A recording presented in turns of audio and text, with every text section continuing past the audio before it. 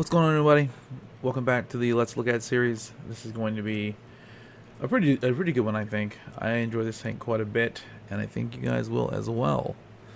Let's go ahead and let it rip.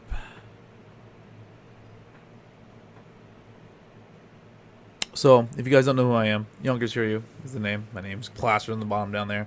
I'm a club wargaming streamer. And today we are going to be speaking and looking at the STB, Tier 10 Japanese Medium Tank. This tank has been my go-to tank ever since I purchased it. It is a very, very, very strong medium tank. It almost goes to the point where you look at it and you feel that the STB could probably do just about everything it needs to do to secure a win over just about anything else. Like it has the mobility, it has decent turret armor, its gun isn't the best, but it has great gun depression. I believe it's 9 degrees, it might be 10, yeah, 10 degrees of gun depression, and that's amazing.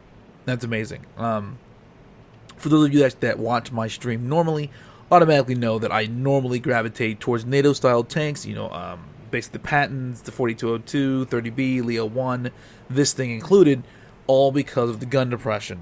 I'm not much of a player who likes to fight the terrain, the enemy vehicles, and myself. There's need to stack more odds against you when you can just actually play the tank. So anyway, without further ado, without my quick little blurb on that, we're going to start off first with talking about the crew skills for this tank. Right now, the STB, its gun has some serious issues. Okay, so taking a look at it, its dispersion really isn't that bad, but the aim time for a medium tank with good turret armor isn't stellar. That's definitely to put that. So 2.3 is kind of long. For most medium tanks, you look at, like, for example, we'll compare it to the Leo 1, because the Leo 1 is mostly its main competition. The Leo 1's gun, which is the supreme gun, by the way, is essentially 0.3, 1.9 aim time. You look at the M60, and its gun is 1.8. So I mean, you can kind of see the trend that's going on here is that the STB is kind of derpish. And I mean, honestly, as long as the gun is fully aimed in, you will never notice that aim time. Now, what does that mean? Well, you can pop into certain situations, you can do damage, and as long as you're set and ready for what's coming at you and you're set up for it, you're good. When you have to pop shot and peekaboo and try and actually use defilade and things like that very quickly is where the STB starts to actually So, I mean, I enjoy this tank a lot, and I have a really good replay to show you actually of me playing it and how I feel that most tanks of its caliber should be played. You'll see a lot of people camping. And I mean, trying to negate the fact that its aim time is so long, but I mean, 0.4 seconds on the aim time is a lot. Okay, let's be frank, it is a lot. The M60 makes it very comfortable. The M48, I think, it's 2 seconds. It's 2 seconds. The Leo 1's 105. I mean, keep in mind these are all the same 105. I think it's the British L7. I think it's all the same gun. So it's NATO standard, all the same gun, though it has been balanced, quote unquote, to feel the needs of the tank. So it's a good gun. It's just not as good as it needs to be. And I mean, I kind of want to point that out. So if you're in the process of grinding towards the STB, keep in mind that the gun will fail you multiple times when you need it to not to. So just keep that in mind. It will always fail you, always. Still a very good tank, though. Still a very good tank. So, knowing that the gun is so hit or miss, you need to take precautions to try and fix that issue. So, normally what you're going to do is, I recommend almost always going for repair first on a crew skill for your crew, doesn't matter what it is. But you can see that I went BIA, and I didn't go BIA first. I almost never recommend BIA until you hit your 4th crew skill, because BIA is nothing more than another pair of vents. It's nothing so essential to your actual tank playing needs. 5%. Is it 5? I'm pretty sure it's 5%. So the vents actually is 5%, and BIA, I'm almost positive, is also 5%. And I mean, it's nice. Yeah, 5%. It's nice. Don't get me wrong.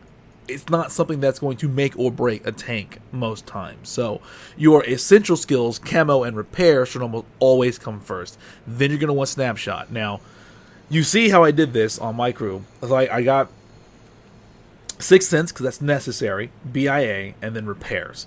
Repairs, I feel, are a lot more important than camo, though camo is nice. If that's how you play your tank, then I won't tell you how to actually specifically play it, but I feel that repairs are more important than camo, because honestly, if you get tracked by, say for example, an E100, and you can't fix it, well, you're down for like 8-9 seconds. He will be the better part of loaded again by the time you're able to actually move, and if he hits you and moves on you, well, you're kind of stuck. Having the repair means you won't have to actually burn a repair kit. You can save it for your ammo rack, which is probably going to get broken at some point in the battle. So keep that in mind. Snapshot is a must for this thing. You have to have Snapshot. I would say, you'd want to get Smooth Ride as well at some point, but Smooth Ride doesn't really matter because you probably shouldn't be firing on the move in this thing. The dispersion is awful. Awful, awful, awful. Don't do that. Make sure you do not do that. And then you start rounding out basically after that with camo and repair. And I mean, probably the next skill I would get for each of these, looking at it, I would probably get Safe Stowage, and I would remove the camo on my loader and start working on the camo again for the 4th crew skill. Because Safe Stowage is needed. And I mean, I'm still getting there. I'm not quite there, almost the 4th crew skill. For the driver, I would probably go with clutch braking, just to get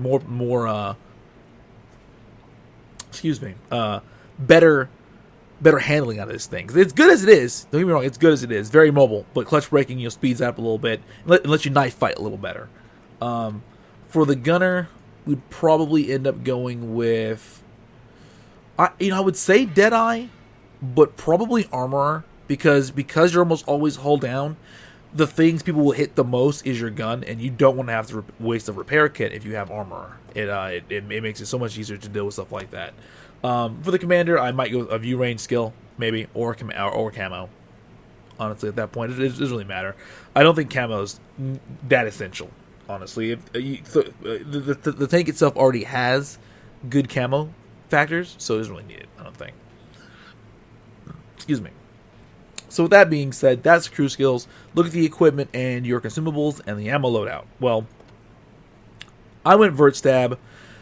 You would think gun lane drive because of the bad aim time, but the gun lane drive, from what I've noticed, only really comes into effect after you fire. So say for example, you're pulling around doing stuff.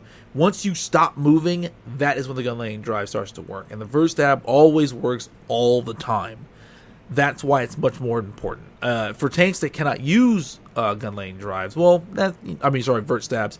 Gun lane drive is probably the next best option, but right now, vert stab is all you actually need. You throw the vents on this thing, coupled with BIA, because you want to do that, and then you go ahead and throw the onigiri on there as well to max out and round out the gun itself. Playing this thing without these skills here and the equipment, night and day difference. The gun is almost nigh unplayable, and I'm just letting you know.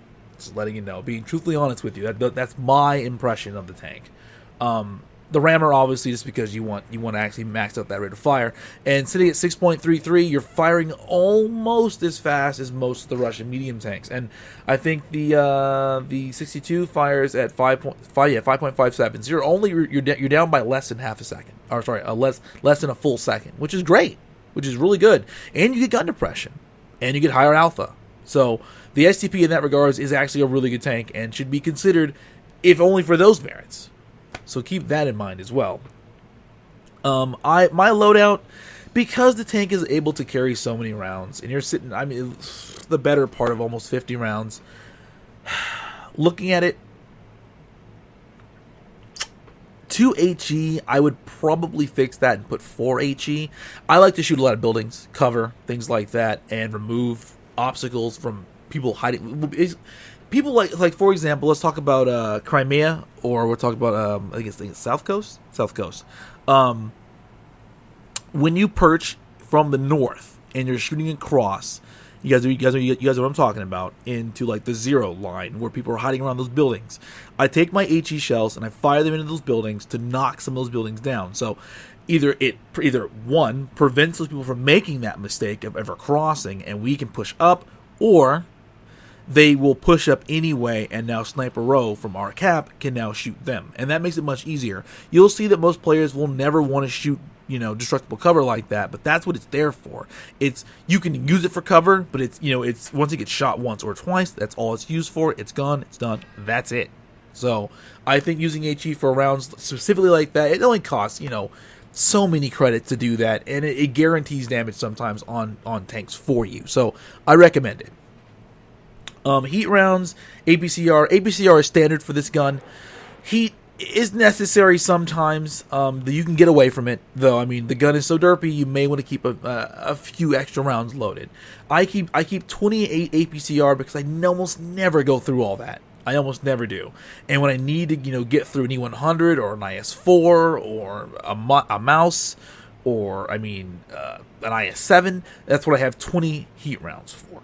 20 is kind of a lot, honestly, to be honest with you. I don't think you really need that many. I could probably take it down to about 14, 15, and up the HE shells from there. But I mean, it's completely up to you and how you play. If you don't believe in using premium rounds, that's on you. I just want to give you the option of how I run my STB, and this is how I like mine. So, with that being said, showing the stats for it again as well. 10 degrees of gun depression, plus 13 elevation arc, which is actually pretty good. Average damage 1390. You guys know all this stuff. This is nothing new. The chemical efficiency is actually good enough for what it is. The turret armor is probably the shining example of what this tank is for, and I'm gonna show you that in this replay. So let me pull that up for you guys right now.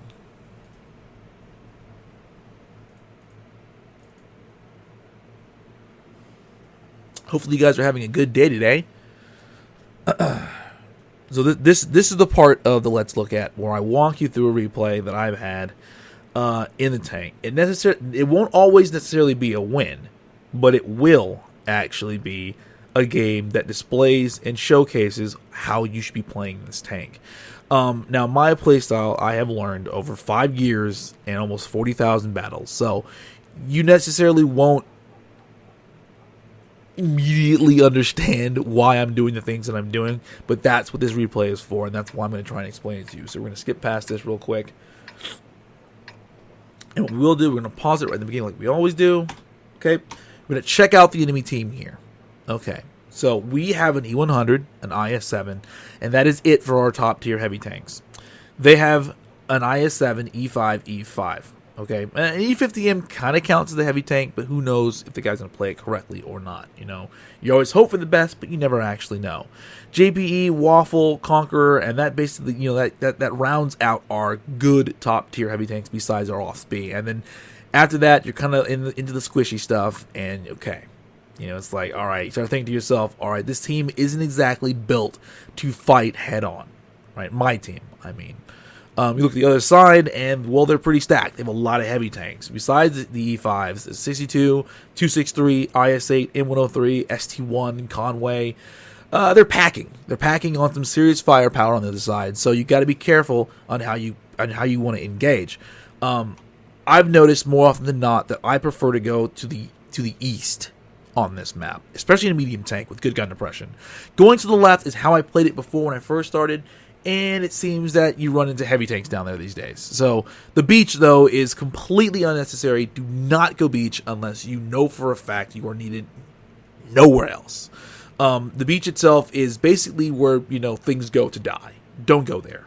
The 1-2 line is a no-go on this map unless you absolutely know, mid-game or late game, that you can get around someone fast enough to actually put pressure on someone. That's all it should be used for, and that is it. That is it. Okay? So we're going to start this up. So like I said, I'm heading east. You'll take a quick survey of what's going on around me, looking around. the top part of this map, I feel, is like right in the middle. You see, like there's the big gap that's here. Looking at it like this, there's the big circle gap right here. This will be used later in the game, and honestly, this part right here is big enough that you need to keep an eye on it. But most importantly, securing the right-hand side of the map first, I feel, is something that you're going to want to do. They are kind of light on medium tanks, and I noticed that almost immediately. I spot the T61, the T62 coming up. The T71 is nowhere to be found. The T44 is here, and that is it for their medium tanks. So I know for a fact that even if I'm in a bad situation, I only really have to contend with 2 tanks here, which is kind of the point.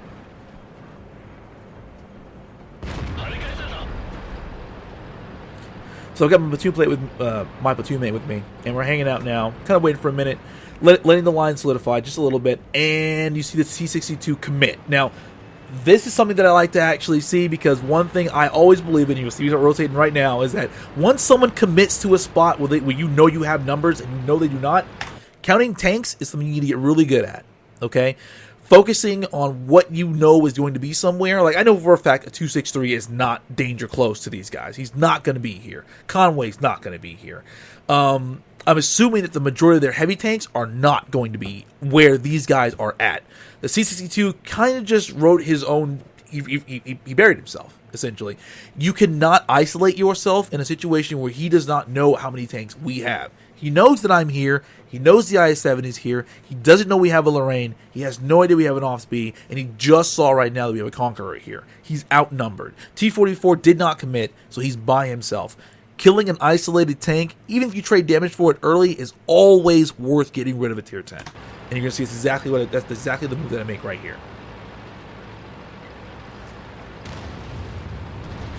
.44 is almost gone. 44 is now dead. Always getting rid of the tank that has the lowest HP first. Now this knife bite's kind of sloppy. This I will admit is really, really sloppy actually.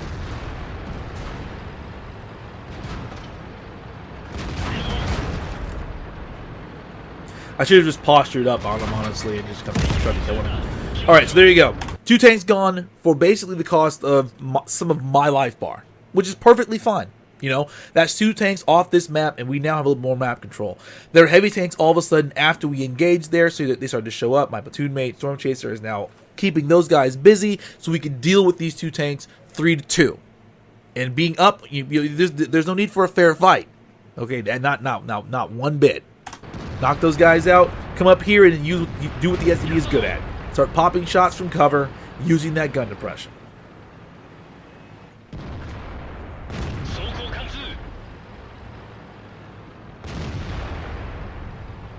Alright, so now I'm thinking to myself, I'm like, alright, the lines are solidified here. What else could be here? I'm like, okay, I spotted a T-32. I know he's here, but is he actually going to stay here? Basically shot my ally on accident, get to get bounced. I'm gonna surf the ridge line here and make sure to actually see what's here. Spotted a T-32. So I'm like, okay, to myself now I'm thinking, I know he is here. I've got my heavy tanks fighting their heavy tanks. T-32 looks like he wants to make a play to come over this way. So knowing for a fact that if I don't get into a position to stop him from doing this, he's going to actually jump on my ally here. And I can't let that happen. So I got to stop him from doing that. So here we go. I cut him off. I grab his attention away from what he thought he was about to do. Now he's thinking in 2 different directions. I had help from Lorraine. And then we knock him down. And that's stopping people from making... See, you can automatically tell that the T-32 had one idea. His one idea was to try and put pressure on those heavy tanks for his allies. He did not expect anyone else to be there. And you could tell for a fact that he had no idea what to do when he ran into opposition. Don't be that guy. Don't be him. Don't just go, I'm going to apply pressure without really knowing what else is there. He could have avoided that by honestly just pushing around into these guys from the right-hand side where he was safe. He went into no man's land, which is basically where we popped up right here, and that's what happens. You can't let stuff like that happen.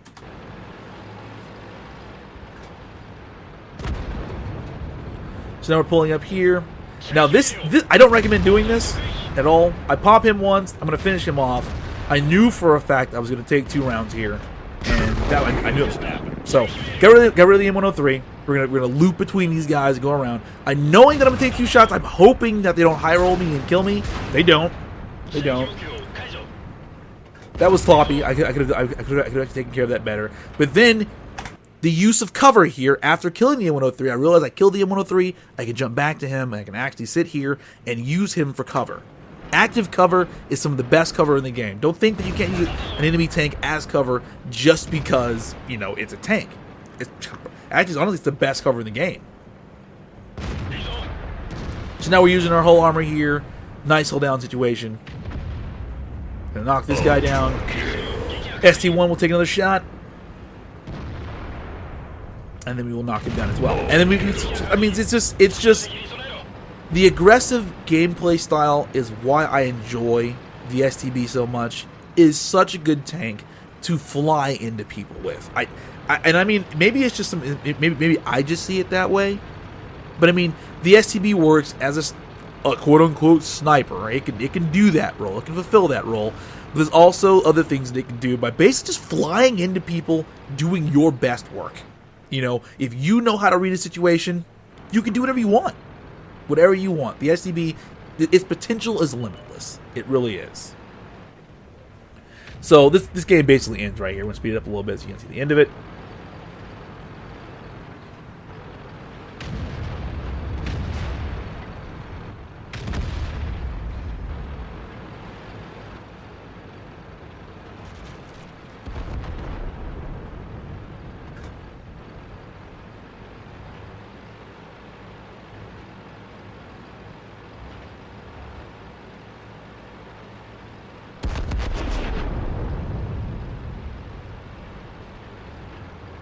Forgot where he pops up out of here.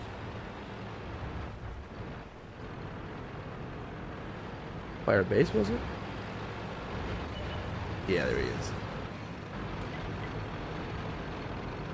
Pretty sure I don't make it there in time. Or do I? I don't remember.